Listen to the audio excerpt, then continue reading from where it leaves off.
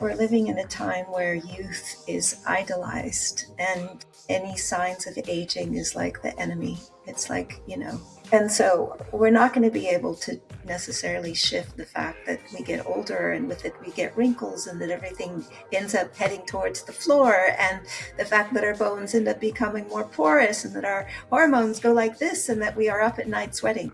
We might not be able to control that, but we can control how we relate to it.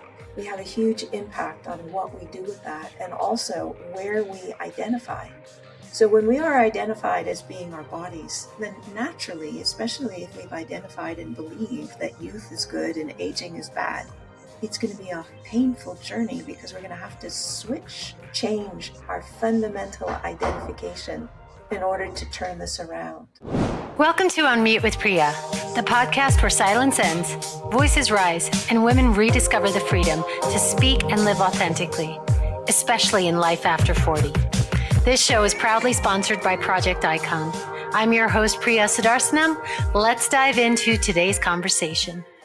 My guest today is Amma Thanasanti. After nearly 5 decades of spiritual practice and teaching, Amma helps people reconnect with their own inner knowing and find the courage to live more authentically. Amma, welcome to the show. Thank you so much. Yes, I was so lit up just looking, checking out what you do beforehand, and I had a sense of peace that came over me before we started recording that I don't usually have before I'm doing these. So your work is already working. So thank you. Yeah. So tell me a little bit, because we were talking before we started recording, the meaning of your name, because it's beautiful. So Amma means dear one, and Thanasanti means foundation of peace. So the Thanasanti name was given to me at my first ordination, and at my Bhikkhuni ordination I was either meant to be called Venerable or Aya, and Venerable had this kind of really elevated meaning or feeling to it, and one of the meanings that I understood Aya to have was babysitter, and even though babysitters are great, I didn't want to be one. But when I was told Amma means dear one, I thought, well, I refer to others as dear one. And so if somebody calls me dear one, then it's something that's both respectful and mutual. And that's the way I like to roll. It's beautiful. It's absolutely beautiful. Maybe that's why I felt a sense of peace knowing I was coming on talking with you. So I want to dive in a little bit to your story. It's a vast story. So you were a Buddhist nun, is that correct? And for 40 years? No, nearly 28. 28 years. Yeah. Tell me a little bit about that journey and what brought you into even exploring that. Yeah, I started meditating when I was 17. I walked into a class on religions of India at UC Santa Cruz in California. And from a week of being in that class, I was lit up knowing that spiritual life was going to be the axis mundi, the center of my life. And within a month of being in that class, I had a vision of being a nun. So I went on retreats. I was practicing daily. I went on retreats every year. I did a 3-month retreat. And then I went on a pilgrimage to India, Thailand, and to see about the possibility of being a nun, knowing that that was something that I wanted. And so I decided that, yes, I did in fact want to do that. And I went to England, where there was one place where there were Western women who were ordained, and I asked to be part of the community there. And so I lived in England in those monasteries for 20 years. And then I left the formal affiliation with those monasteries and lived as an independent back in the States. And then during that time, I had the higher ordination as a bhikkhuni. It was the first bhikkhuni ordination in North America. It was the first dual platform bhikkhuni ordination in North America, with Ayattatthaloka as my preceptor. Wow. And so during that time, you talk about having that experience in college, and you just knew. And then as you had the journey for 28 years, one of the things that stands out in what you shared with me is that you said that you know what it's like to lose everything you've built your life around and to discover who you are without it. So did that happen in those 28 years or after? So that's a deep question because for me, that process happened many times in many, many different layers. You Yeah. know, on one hand, it happened going into the monastery where such a radically different culture where you shave your head and you wear robes and you eat before noon and you eat out of an alms bowl and you don't have a bank account or a credit card or a debit card or a cell phone. You don't have money. You don't have money, a bank account. You don't drive, you don't cook. And so the first process of that was just like learning to assimilate to that culture and what that meant. But there was many parts of it that just was so deeply nourishing and satisfying in the way that, you know, I was part of a community where we were dedicated to waking up. Our life was simple. It was based on service, on integrity, and on awakening. And there was parts of me that just absolutely loved it. And the process itself opens up layers where you have to let go of who you think you are in order to be able to proceed. But then when I left the monastery, I left as a Buddhist nun, and the circumstances were challenging, and I left without much of anything. I didn't have an infrastructure or support or backing or community, and I just left, and for 8 years figured out how to continue living as an alms mendicant Buddhist nun in a culture that's not at all set up for supporting that, and in a situation where I had very little support.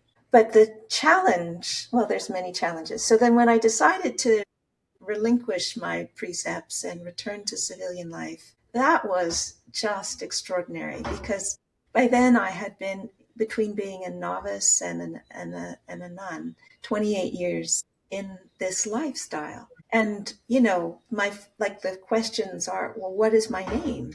Or, what do I want to wear? Or, how do I want to live?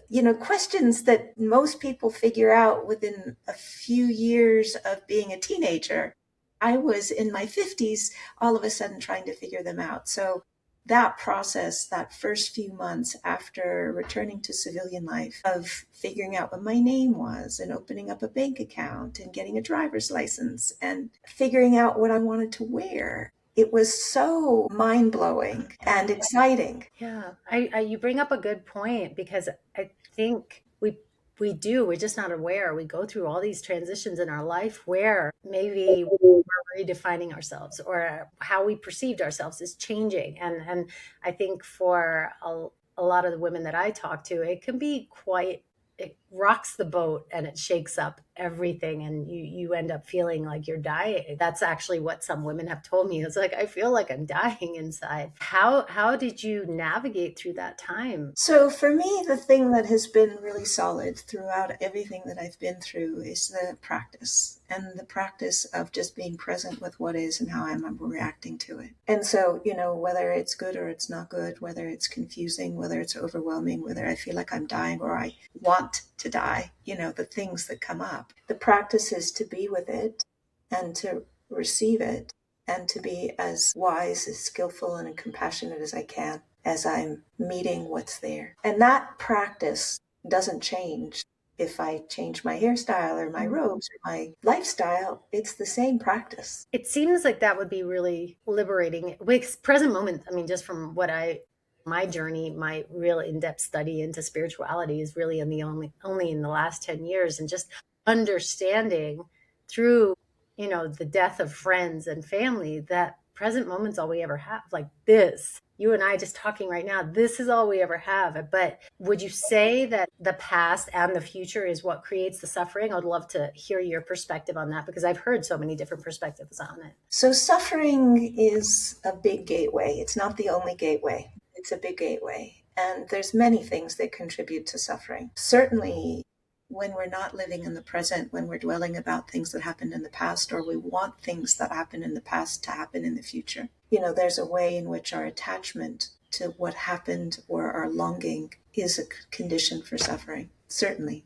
Yeah. But there's many layers of suffering, and sometimes suffering is because we're in systems that don't see us or they're skewed. So being cultured or, socialized as a female, there's all kinds of expectations about what that means and what we're allowed to do and what we're allowed to say and how we can show up and what is not acceptable. And that may have nothing to do with what we actually feel like we need to do. So the tension is between our inner knowing of what feels right and the cultural pressure about what is acceptable. Okay. And that tension is not something that we can automatically negotiate just with meditation. We can become clear about it. We can become clear about the places where we get stuck in it.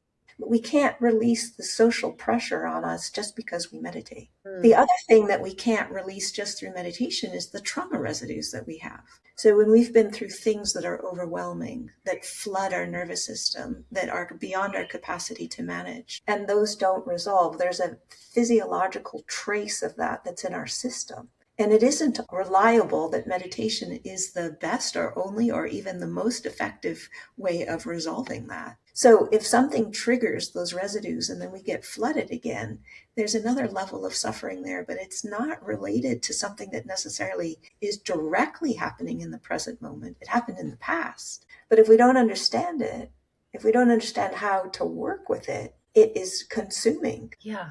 And you're bringing up I think we could go deeper into this about just even meditation. I think there's a lot of myths about what meditation is going to do for us, and that it's going to just close us off from what's happening, just some perspectives from other people, close us off from the world that's happening, close us off from what the human experience, and just allow us to live in this place of bliss and connecting to realms outside of ourselves so that we're disconnected. That's actually a perspective that I've heard before as far as what meditation would do. Tell me a little bit more about what meditation, when we meditate, what it's actually doing for us. So there's not one kind of meditation. There are many, many, many different kinds of meditation, and what it's doing for us depends a little bit about what kind of meditation that we're doing. So one kind of meditation is like just a concentration meditation, which you can use with your breath, or you can use with a mantra, or you can use with like looking at a candle. And that's to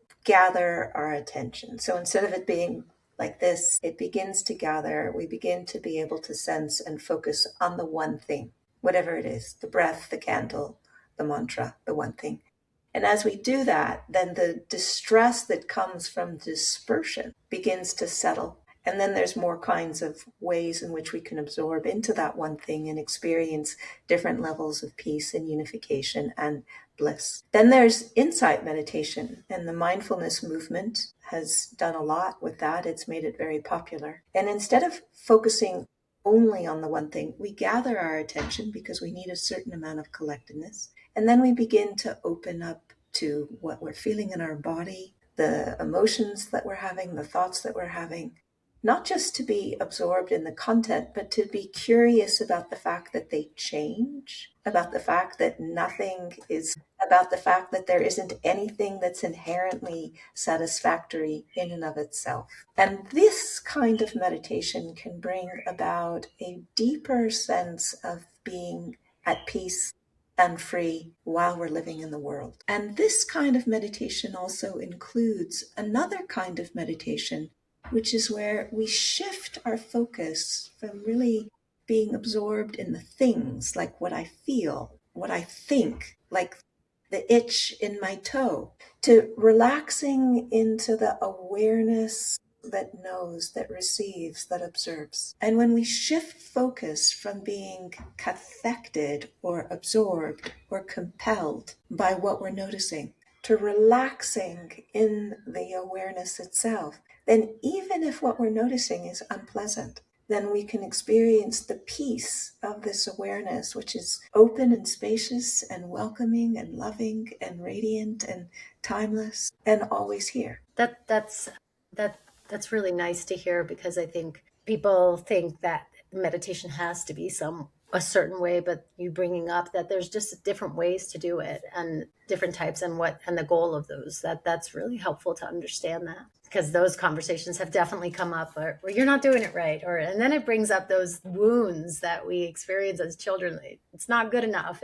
You're not doing it right. And it seems like it's more of a journey than rather that destination. So it is a journey, and it also is about releasing suffering. And so, but no matter how free we are, we still have these bodies and these hearts and these minds. And, we need to have breakfast and we need to take a shower and we need to do laundry. And so, even if we're in a place of profound freedom, there's the living requirements of being human and in these bodies, dealing with some days we feel good and some days we don't feel good. That is kind of the way being human runs. It's not something that we can fix. So I want to talk about your superpower, because you've also said your superpower is creating the conditions where people feel safe enough to tell the truth to themselves and others. So share a little bit more about that. So one of the things that's become apparent to me in all of the years of meditation is that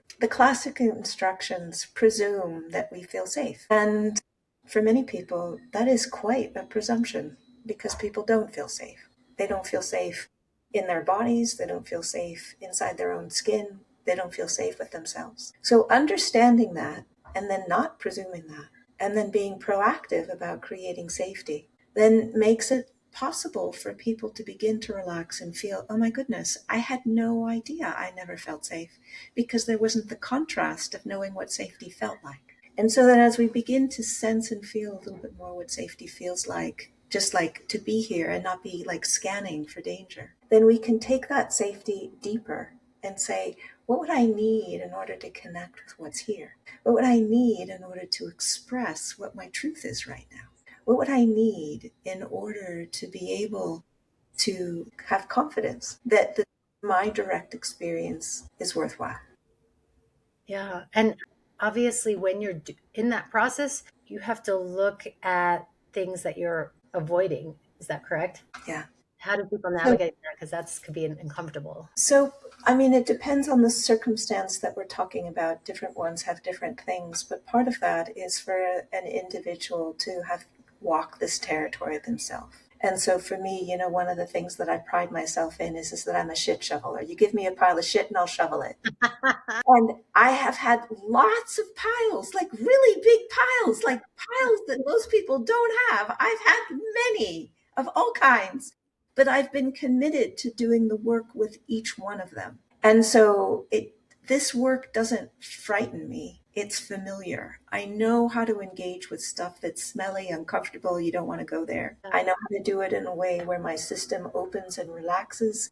And what emerges is a sense of aliveness rather than a sense of something that is contracted or frightened or small. And I trust it. I trust it. I trust that when you apply yourself in this kind of a way, with a non-judgmental awareness, with an interest towards truth, with some discernment about what is and is not within your capacity, with some capacity to gather tools and allies and people who are skilled to support you, then the difficulties shift, and what comes in its place is this sense of aliveness, the sense of being full in your own skin, of relaxing and knowing who you are, and trusting in the power of truth. And what a beautiful message, as we were talking of so many, this is Unmute with Priya, finding your voice at midlife. And so many of us are, just with the media, thinking that we're going into the second part of our life and things are going to crumble. Our bones are going to crumble. Our,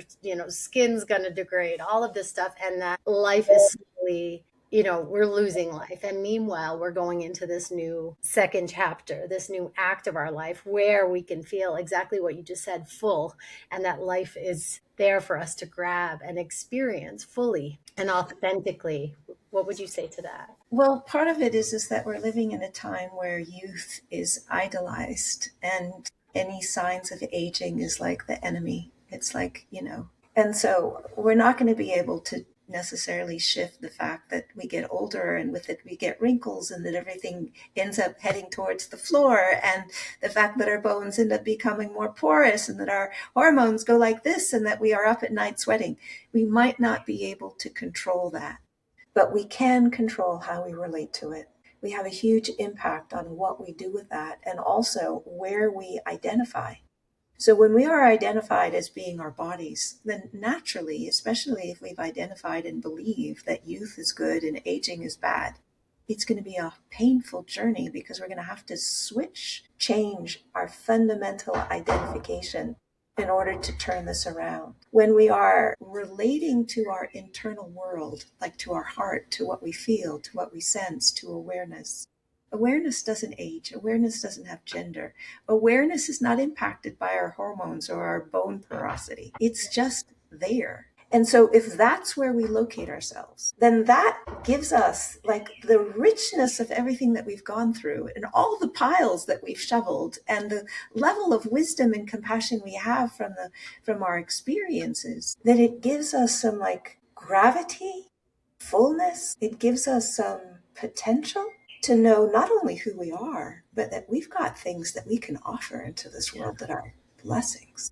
Yeah. So my one question for you is, in all your years of meditation, do you still have human reactions? Of course I do.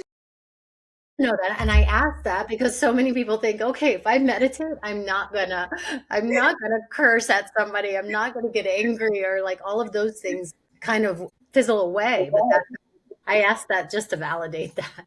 So I am in the middle of sending out a book proposal to literary agents on a book called Anger, From Poison to Home. And this has been my journey about dealing with anger. And even though I've meditated for so many years, there were many times I didn't understand I was angry or how to deal with it. So not understanding I was angry was different than not experiencing anger. And in this book, I've mapped out 12 different kinds of angers. Each of them needs their own like tools to work with. And each of them has their own treasure. That when you understand these different kinds of anger, it brings about a particular gift of aliveness, of discernment, of confidence in your own perception. And so instead of it being something to fear, it's an information that gives you an opportunity to learn more about yourself, the way you operate, and how you can be more effective as you move through the world. Congratulations on the book. When is it coming out? I don't know. I'm just sitting it to agents. This is the first time, so I don't have any kind of a date yet. Yeah, that's going to be a really powerful book. What would you say is the cost of when we don't acknowledge that anger within us? And you said there's 10 different types that you highlight in this book? There's 12, but Wow. What happens when we don't deal with anger? Many, many things, but one of the things is that we lose our vitality. Lose our vitality, yeah. Yeah. And so as we talk about your book and that coming out, I want to also talk about you have another offering coming out. So share a little bit more about that. So my story is that I was a dedicated meditation practitioner for decades. And after about 20 years of meditation, I recognized that there were some patterns that were not shifting. And I started asking different questions. Instead of asking, how can I meditate more? I started asking, what else might I need? What are frames of reference that will help me understand why this is happening? And so I did many different things. I did Jungian psychoanalysis, Jungian dream work. I did trauma therapy. I studied integral theory, and I studied attachment theory. And when I studied attachment theory, it was like a light bulb went off because it made so much sense. So Buddhism talks about attachment as the things that we grasp that are related to our anger, to our greed, and to our confusion. And that kind of attachment is only leading towards suffering. So from the Buddhist perspective, or several different spiritual traditions, not only Buddhist, this kind of attachment is like the single one cause for suffering. It's the thing that we want to get rid of. We want to reduce. We want to get rid of. We want to eliminate. But the attachment that I'm speaking of is not this Buddhist. It's psychological, and it was the reference of the bond that forms between a child and their caregivers, often their parents. And when there is a sufficient amount of 5 ingredients, safety, attunement, comfort, delight, and encouragement, then the bond forms where the kid feels like they're good. They can trust. They have confidence that they don't have to figure things out by themselves, that people are going to help them. Their way of being with themselves is relaxed. They can know what's happening. They can express what's happening. They're encouraged. It's good. And it affects the way they feel about themselves. It affects their physiological stress levels. It affects their health patterns. It affects their behavior. It affects the way they relate to others. It affects their relationships. It affects so many things. But for many people, and myself was included, I didn't have enough of those things. And so what happens is that we develop strategies that make us as safe as possible, given the fact that those basic needs are not being met reliably. And those strategies are incredibly resilient. So you can meditate for decades, like me, decades and decades and decades, and it doesn't shift them. You can have profound experiences of the nature of mind. You can actually be enlightened, classically experienced stages of enlightenment, and it still doesn't shift them. So I discovered this. I did some of my own personal work, and it was a game changer, because for the first time, even if I would have these wide open insights, to know the nature of the mind and to know that fundamentally that is what I am made of and who I am, I would still go back to this pattern, which was that something in me was fundamentally wrong. Okay. So the insight didn't shift the pattern, but the attachment work did. So it stopped arising. It wasn't that I had better insight about it when it did arise. Right. It stopped arising. Okay. And so I thought, well, wow. And then I could see in myself, and I could see in my students, and I could see in the monastery, this is not like a minor thing. This is a huge thing, and it's relevant for many people. So I created a program that is an attachment repair program for meditators. I love it. It's a 6-month intensive immersive program that sets the conditions up so that these patterns shift once and for all. And it's effective. Wow. People go through the program and their patterns change, and the way that they relate to themselves change, and the way that they relate to others change. 73% of the people who went through the first cohort said that they experienced less vulnerability to harm. It's not abstract. Yeah. Wow. And so how can people work with you? How can people start in this program? So the awakeningtruth.org website has got the integrated meditation program, and it's got articles, and it's got information, and it's got ways of plugging in. And for this next upcoming 2 weeks, I'm going to be doing a Shine retreat, which is a 3-hour workshop where we enhance positive mind states. And hopefully some people from past programs come and we can talk about it. I'll be doing meditation and inquiry, which is a basic practice that is the fundamental practice that we do in the integrated meditation program.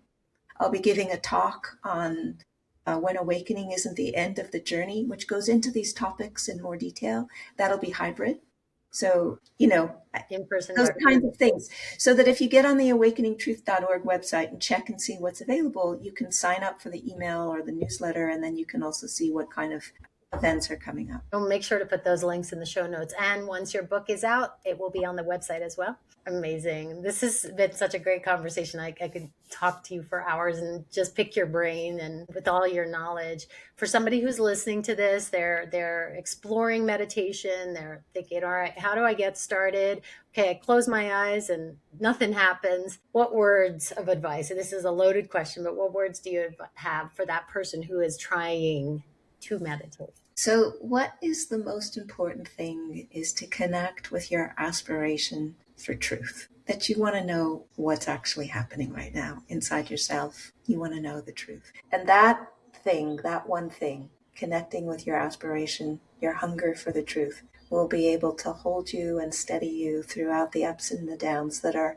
an inevitable part of our human journey. And, until you have more confidence in how to manage the various things that you experience, more tools to deal with the different kinds of experiences that you have, and more stability to just feel the ground of your own being as you walk through life. That is a beautiful message. I'm going to take that to heart throughout the day. Thank you, Amma, for being with me today. Thank you for sharing just a little glimpse of your work. And like I said, I'll remember to put those links in the show notes, and so that anybody can join. When does it start, by the way?